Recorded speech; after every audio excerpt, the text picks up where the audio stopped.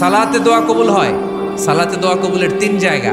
একটা হচ্ছে তাকবীরে তাহরিমার পরে আমরা সানা পড়ি না, আমরা তো একটা পড়ি।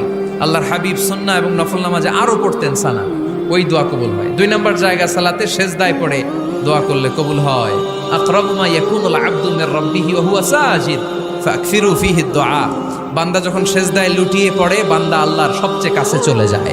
তা কিন্তু বিশ্বনবী বলে, সেজদাটা তোমার রবের কুদরতি পায়ের উপরে পড়েছে। সেজদায় পড়ে দোয়া করেন।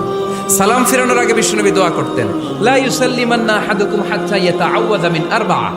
আল্লাহর হাবিব বললেন, 4 জিনিস থেকে পানাহানা আছে, আমার কোন উম্মত যেন সালাম না ফিরায়। তারা যেন পড়ে, আল্লাহুম্মা ইন্নী আউযু বিকা মিন আযাবিল কবর, আউযু বিকা মিন আযাবি জাহান্নাম, আউযু বিকা মিন ফিতনাতিল মাহইয়া ওয়াল মামাত, আউযু বিকা মিন ফিতনাতিল মাসিহিদ দাজ্জাল। আল্লাহ কবরের আযাব থেকে বাঁচাও, আল্লাহ জাহান্নামের আগুন থেকে বাঁচাও, আল্লাহ জীবন